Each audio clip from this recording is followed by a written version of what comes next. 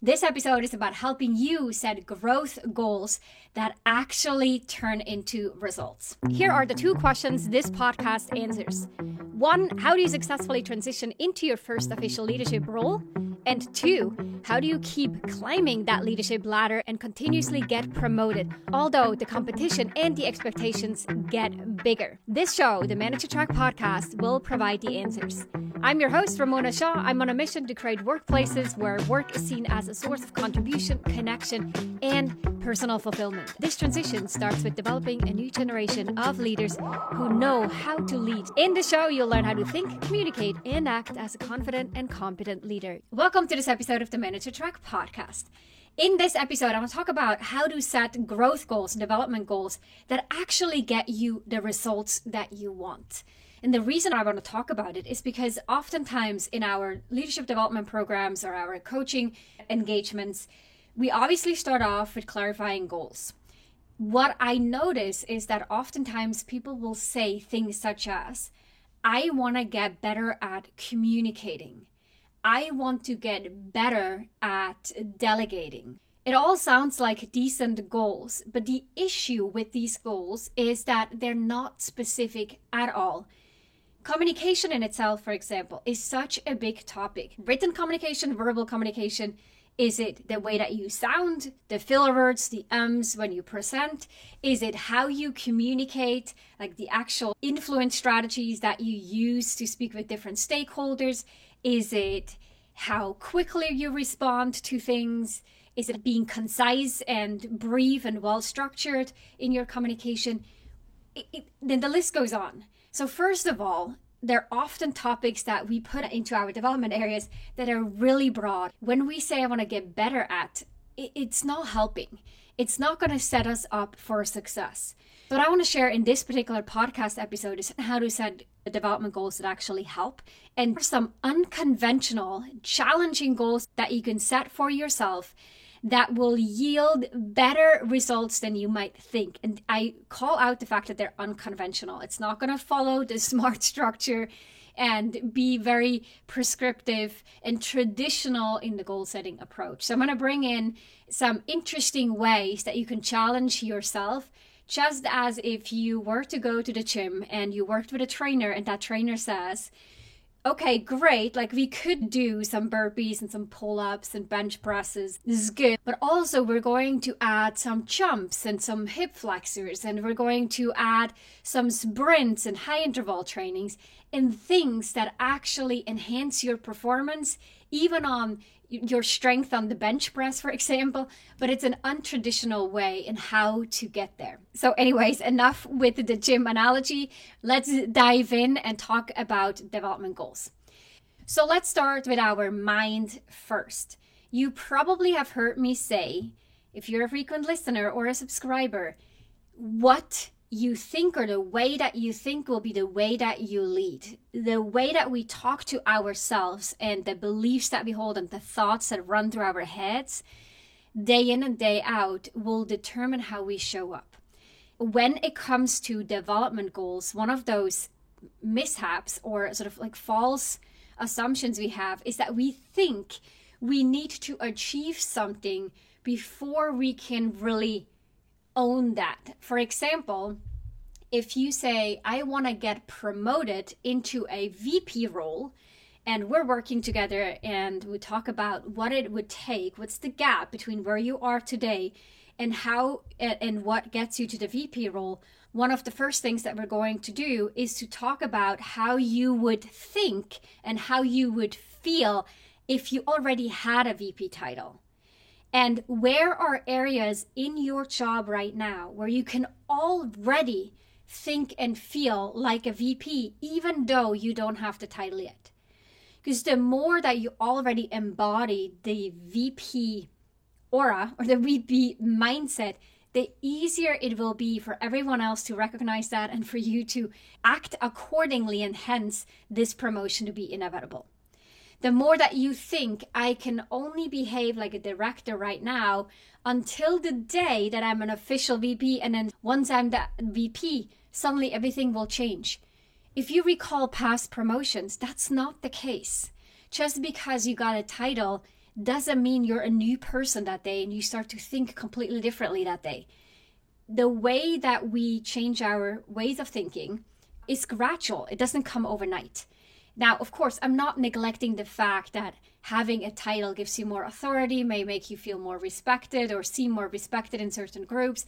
All that is true. I'm also not ignoring the fact that if you're, let's say, a director now and you want to become a VP, or you're an IC now and you want to become a manager, there's certain things that you cannot do. You would kind of overstep the boundaries, you would step on other people's toes, or you would ruffle some feathers in a not good way. That's why I say whatever you can already do and how you can already implement that way of thinking, do that. So for example, if you imagine someone at the VP level would be very innovative, creative, maybe even disruptive in a way that they think, where they challenge our current procedures or our current approach in order to become more efficient, in order to leverage new technologies, in order to streamline teams or increase collaboration between departments. Or you think that they bring in new ideas or new relationships with potential customers. Those are all things you can start to embody today. If I were already a VP, and I would see it as my responsibility to do that, to present about my team to others, to which degree, when, and how can I do this within my role? So when we think about our goals, think about how will I think and feel at the end of it once I've achieved that goal, and how can I bring that forward and already start to think and feel that way now. And for the sake of making this really clear, I'm going to use an example from people's personal lives. If you are trying to be in a romantic relationship and you think, I want to be in that relationship because I want to feel loved or lovable, but you don't feel loved or lovable today, and you feel like someone else is going to give that to you, anyone who's been in a long-term relationship, they know that's usually not how it pans out. When you get to know someone, you might start to feel more loved or more lovable, but in the longer term, it's all about how you feel yourself. So when you start to develop this sense of I'm being loved, I'm sovereign, I'm good by myself, I'm lovable, and you have that kind of self-confidence and believe in your own self-worth, that is what it will attract a relationship that will embody this kind of love. And it's usually one that creates healthy relationship dynamics, versus coming from that place where someone else is going to have to provide that love to you. Okay, so that's an example from people's personal lives. And let's say we're talking about giving feedback and being direct. If I think that I want to become more direct and timely in the way that I provide performance feedback, and I would think, okay, if by the end of it, I would feel very confident, very comfortable providing feedback, I see it as my responsibility, and I would see it like nothing's wrong with me providing feedback. No one's going to get hurt by it. This is all for the development of the team and the individual. If that is how I think I would feel once I'm already doing feedback really well, why not start to think like that today? Instead of like looking at what are the feedback tools and the feedback models and what exactly should I say and what's the script? All that is useful, but you will speed up the process and it would feel so much better when you start with the way that you think. How can I today already feel like feedback is going to help their growth? Me giving you feedback is not personal. I am not making it hard on me. I'm actually investing myself in your growth when I provide feedback. And if that's the mindset and that sense of confidence that I feel, this is how I'm going to engage in feedback conversations, not at the end when I achieve this development goal, but starting today. What would that require? So that's the foundation of it all. Now, let's get a little bit more tactical. When we say I want to get better at, and again, I called out that that's not useful, so break that down. And if one of your employees comes to you as we're talking about year-end and performance reviews and maybe goals for 2025 and says, I want to get better at, please remember this, and like warning bells should go off to say, wait a second, what does better mean? Tell me, if I was to observe you, once you've achieved the better, right, the result that you're going for, what would be different? Describe a situation where you would be giving feedback, for example, or you would communicate or delegate, and what would I see? Give me a visual. It's almost like putting Legos together. You look at the Lego box or a puzzle, you look at that box to see this is what it will look like. Now I just have to put the puzzle pieces together, but I'm very clear of what it will look like. Or the Lego pieces to build that spaceship or whatever you're building. Make sure that you know what exactly would look different then versus now. And then you can reverse engineer the behavior. So you can say, okay, in order to build that spaceship, there are going to be 4 stages, 4 different little bags that I have to assemble, 1, 2, 3, and then 4. Or with the puzzle, you say like, I'm going to build the frame first. I'm going to put them all upside down, right side up. Then I will sort them by colors. And then by design, then I will start to figure out which ones will go together. I don't have a strategy for being effective at puzzles, but I hope you get the point. So anytime that you think about, I want to get better at warning signs, what does that actually look like? And then write that down. Give a very clear description of what behaviors will change when you get there. So I'm going to give you a few additional examples here that I wrote down. If you say, I want to increase the productivity on my team, you might break that down to say one step of this is to reduce our project completion time by 15% through improved workflow management. So if you have data and you say currently it takes us 20 days to complete a project, and I'm going to take 15% off of that, this is the amount of days that I want to see an average project take. And in order to get to that, we're going to have to figure out how to cut the X number of days out of the workflow. So that's one. Another one, be a better leader. Okay, great. Like, tell me what a better leader would look like. And you might say a better leader means I get a higher rating on the engagement survey. It might mean I will feel more competent in my leadership. And currently I feel on a scale from 1 to 10, I feel at a 7. And by the end of this program, I want to feel like I'm at a 9 or a 10. In order to get there, I'm going to complete a leadership course and I'm going to apply one new technique or one new behavior every single week for the next 3 months or the next 2 months or whatever that might be.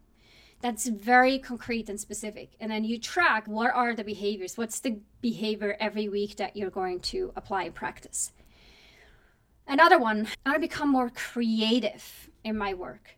Implement a weekly brainstorming session to contribute 5 new ideas per month. So now I'm going to block out time in my calendar to brainstorm either by myself, with AI, or with my team to come up with new ideas. And when I deliver 5 new ideas per month, then that in itself means I am more creative. Another one that we often hear from our clients is, I want to get better at networking. What does that mean? You want to get better at networking? It could mean a ton of different things. An example could be, I want to establish peer-to-peer relationships with managers on my level in other departments or in other demographics or offices in my company. And I'm specifically looking to make 3 or 2 new connections a month and identify what are they doing, what are they working on, what's their perspective, what are their goals, and so forth. And then continue to check in with them every couple months. That is a way to expand your network. When you do this 6 months down the road, when you've met with 2 or 3 people a month and built a practice to check in, that will mean you've completed that goal or you've improved in that field of networking. So these were a few examples of how to turn better into something that's actually tangible. I hope as you're listening to this, at least one development goal comes to mind. If you have no goals that come to mind in terms of your growth areas, you're probably not setting big enough goals. When we move our goals further down the horizon, every single person here will have development goals, gaps, areas that we want to grow in. So again, if you're not sure what yours are, make your goals bigger. That will hopefully clarify or give you some clues of what might be on your list. Then when you identify those areas, break it down. So that was part 2, after we talked in part 1 about how you need to change the way that you think and the way that you feel ahead of time, right? Don't wait for that to happen once you've achieved that goal. Try to incorporate as much of that ways of thinking and the ways of feeling already now. As a caring and driven manager, you want to strengthen your leadership skills, advance your career, and lead a high-performing, engaged team. To do that, you need to lead with a system, not by reacting to everyone else around you. First, learn what should go into a leadership system, and second, develop your own. Now, the good news is that I teach one must-have part in your leadership system in a concise, actionable, and comprehensive course focused on running successful one-on-one meetings with your direct reports. It includes over 67 minutes of tactical leadership training, plus a set of resources to make this as easy and immediately applicable as possible. You can either watch the video lessons or listen to it through a private podcast feed on your phone. You can get this course, which I want every single manager to have, for a nominal $19 at ramonashaw.com/11. That's 2 times the number 1. You can check the show notes for the details or head on over to ramonashaw.com/11 to get started right now. Now, the third part that I mentioned up front that I want to cover are some non-conventional suggestions for your growth. One, and I love this one, is reverse mentoring, especially as we see our workforce becoming increasingly diverse in terms of generational diversity. Reverse mentoring means connecting with someone who's typically less experienced than you are, and you're trying to see the world through their eyes. As much as they might be trying to see the world through your eyes, and it can be sort of a mutual mentoring, but your goal is not to share with them how all the things that you already know. Your goal is to understand what motivates them, what they see, what challenges that they have, what ideas that they have, how they see the organization, their perspectives, and so forth. That is reverse mentoring, and that can be very eye-opening in itself. For you to expand your horizon and perspective, that could be one of those more tactical approaches to achieving that goal. Another goal that is a great non-conventional tool for growth is a failure goal. A lot of our clients that we work with are high-achieving, ambitious people with big career goals. And what many of them have in common is that they have high standards. They want to grow. They want to move into leadership roles or expand their leadership roles. But by having high standards for themselves and for others, and often having delivered really good work, there's often this tendency to want to control a lot, to make sure that nothing breaks, nothing fails, no mistakes where they would have to take the blame. And so they may over-insert themselves in some of the work or the processes and not be able to let go enough to enable and develop the team, because that would mean they have to take some risks. A lot of these people are fine with taking risks as long as they know it's not going to turn into a failure. It might turn into a disadvantage, but if failure is on the table or if a mistake is on the table, they'll shy away from it. Now, as you grow in your leadership role, you will naturally be more exposed to high-stakes situation, more ambiguity, more uncertainty, less information, relatively speaking, that's available to you when you have to make a decision. I think they say the president really only gets to make decisions when it's a 49-51 or 50-50 probability. When it's a really close, tight call, for everything else, someone else will have already decided on it. And with that in mind, like, as you grow, more ambiguity will be in the process. And if you're not willing to take a risk where you could actually fail, you could have a setback, or someone on your team may fail, while that's hard and it's a setback, it's also a huge learning opportunity for them and a growth opportunity for the individual and the team. You might be missing out on huge opportunities. So failure goals are all about looking at ways to push the boundaries. Where can I make a risk assessment where I'd say, I'm going to try this and I may fail and I might not do well, but I'm going to do this to increase my tolerance for failure. It may not feel comfortable at all, but I start to recognize that even though this didn't go anywhere, I'm okay. Like, the world keeps spinning. We're going to be okay.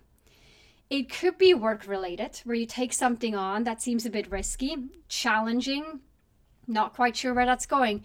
It could also be something you do outside of work. Run a marathon and give yourself the goal of not walking throughout the marathon or a half marathon. See how you do. And even if you fail at that, it'll be okay. For me, it's like playing golf.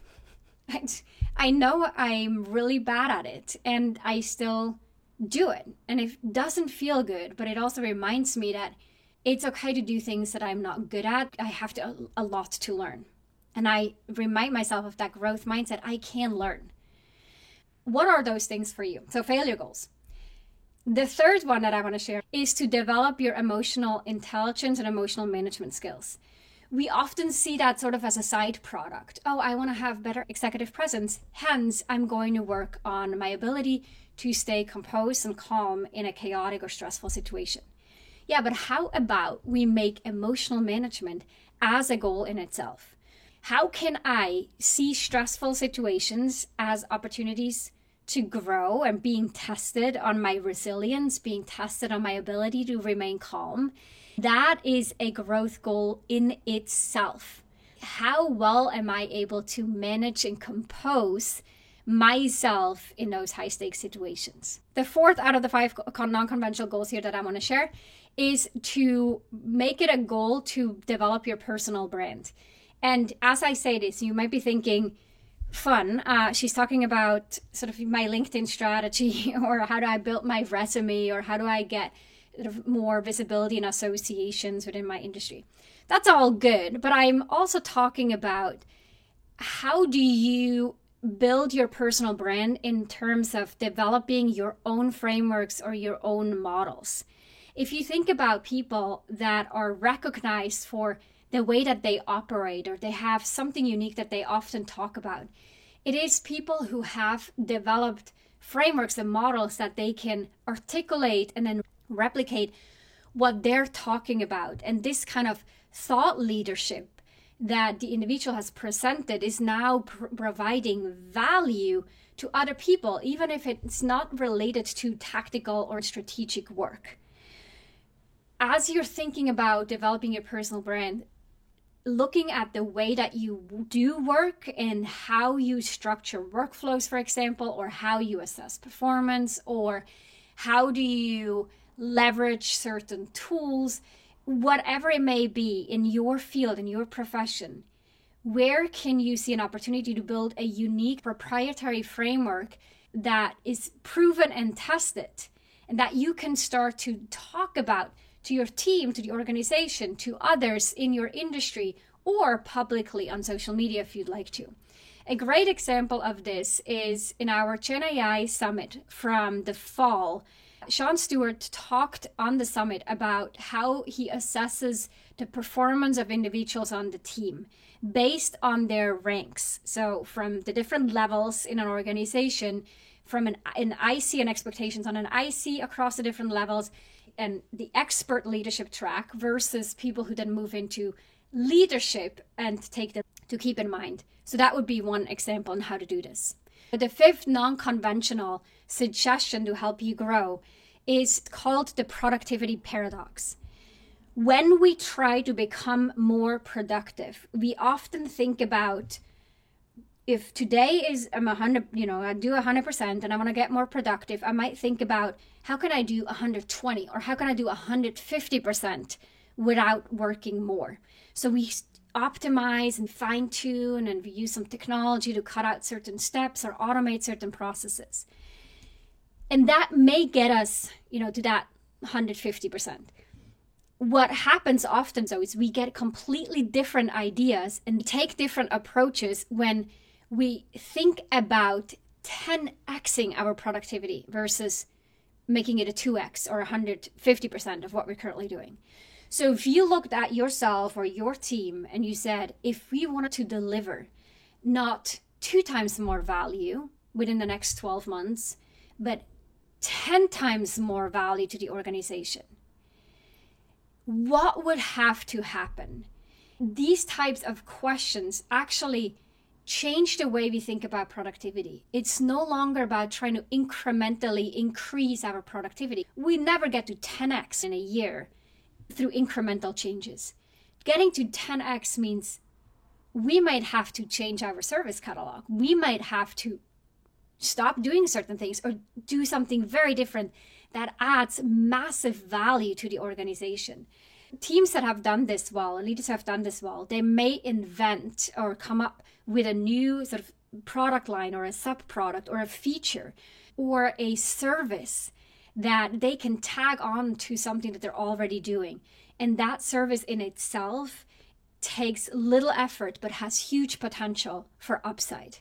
And only by taking a step back and applying this creative way of thinking with that question in mind of how do I 10x my productivity versus 2xing it, what would be done differently? If this is intriguing to you, I recommend the book 10x is Easier Than 2x by Dan Sullivan and Benjamin Hardy. It really outlines the different components of this way of thinking. But even without reading the book, the main goal here is to look at how can we ask these questions and create new ideas for our team. You could, by the way, also apply this to other areas. It doesn't just need to be tied to productivity. I'm going to quickly repeat these 5 non-conventional growth goals. 1 is reverse mentoring. 2 was failure goals. The 3rd one was emotional intelligence or management goals. The 4th one was brand development or brand building and personal brand building. And the 5th one was around that productivity paradox. All looped into the bigger conversation on how to set development goals and growth goals for you as a manager that lead to results. You have to change the way that you think. You have to be very specific in what you're trying to achieve and what that behavior looks like. Remember the puzzle box or the Lego box before then you break it down into specific action items or strategies that you pursue. And then apply some and sprinkle in some unconventional ideas here too as you define your next level development goals. Some of you do an annual review on those goals and you might be coming up on that cycle. Good for you. Some of you do regular quarterly goals, and some of you don't have an organization that has these goal setting cycles and cadences built in, and it's all upon you to be driving the process. And if you're in that position, remember that it's not about the company, it's about your career, it's your ownership, and I encourage you to lean into it, to write it down, to frequently review it so that you remain focused and your priorities line up with your goals for your work and your personal development. Don't ignore that just because life got busy or work got busy. Your development, the growth goals, is what's going to drive your career the most. Checking off a to-do list item likely won't be. So make sure that you carve out enough time to invest in your growth. If leadership development is one of those areas for you, schedule a call with us. We have different programs, including our highly rated Leadership Accelerator for new managers, as well as our Leadership Advisory Program for a more experienced leader, coaching, workshops, executive presence trainings, and so forth that will help you achieve your goals. Again, if you're not sure where to start, check out our website, arcova.org. Or if you want to talk more about your personal situation, check out the show notes to find the link to schedule a one-on-one call with me or the team to gain clarity on where you're at, where you want to go, and what the right approach and strategies will be to get you there. Thank you so much for tuning in. I'll be back with another episode of the Manage to Track podcast next week. If you enjoyed this episode, then check out 2 other awesome resources to help you become a leader people love to work with. This includes a free masterclass on how to successfully lead as a new manager. Check it out at arcova.org/masterclass. The second resource is my best-selling book, The Confident and Competent New Manager: How to Quickly Rise to Success in Your First Leadership Role. Check it out at arcova.org/books or head on over to Amazon and grab your copy there. You can find all those links in the show notes down below.